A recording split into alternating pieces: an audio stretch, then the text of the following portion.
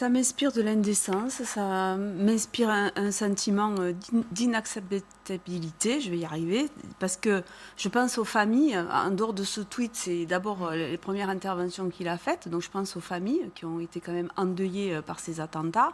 Je crois que M. Mélenchon s'égare complètement, il veut absolument exister parce que je pense qu'il n'existe plus, donc exister, mais de façon vraiment abjecte. Moi je condamne la loi pour respecter les principes républicains.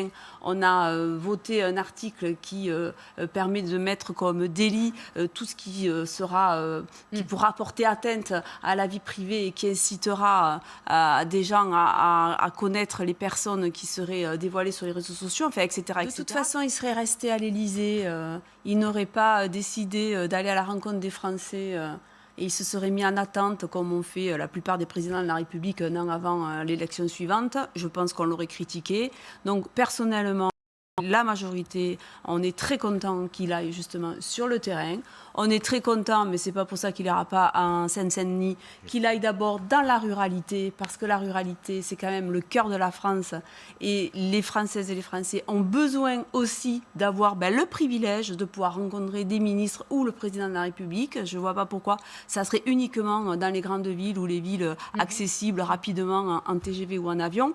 Donc, je crois qu'on est à un moment un peu, à un tournant, en fait, on va dire. Donc, on nous a beaucoup reproché de dire la même chose, mais on ne fait que répéter ses propos. Aujourd'hui, après un an de pandémie, après un an de restrictions, après un an de crise où on a essayé de tenir le pays au niveau de l'économie la tête hors de l'eau, quelles sont les priorités des Français? Vous savez, après ce tour, il a dit quoi? Il a dit qu'il rencontrerait les organisations syndicales, salariées, patronales. Il a dit qu'il rencontrerait les formations politiques et qu'ensemble, nous déciderions quelles sont les priorités pour continuer à réformer jusqu'au dernier moment. Mais avant, justement, il va sur le terrain et il va à l'écoute. Moi, je trouve que c'est bien et qu'on peut se satisfaire d'avoir un président de la République qui fasse ça. On a déjà mis beaucoup de moyens.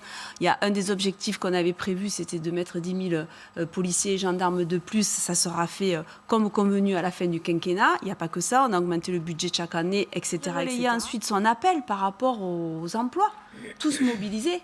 Je crois que c'est important parce qu'aujourd'hui, on a quand même un nombre de demandeurs d'emploi concrets et des demandes en face d'emploi concrètes aussi. La formation, c'est important. Elle y est depuis le début du mandat. Il faut continuer. Mais moi, j'appelle ceux qui ont envie d'aller travailler, d'aller travailler parce qu'effectivement, le travail, il y en a. Alors, c'est vrai que dans la restauration, c'est plus compliqué. C'est plus difficile. C'est des métiers où il faut avoir de la conviction parce que ce n'est pas des métiers faciles. Mais j'espère vraiment qu'on arrivera à pourvoir ces 110 000 emplois. Et là où, encore une fois, il a raison, c'est que c'est notre priorité. L'emploi, l'emploi, l'emploi.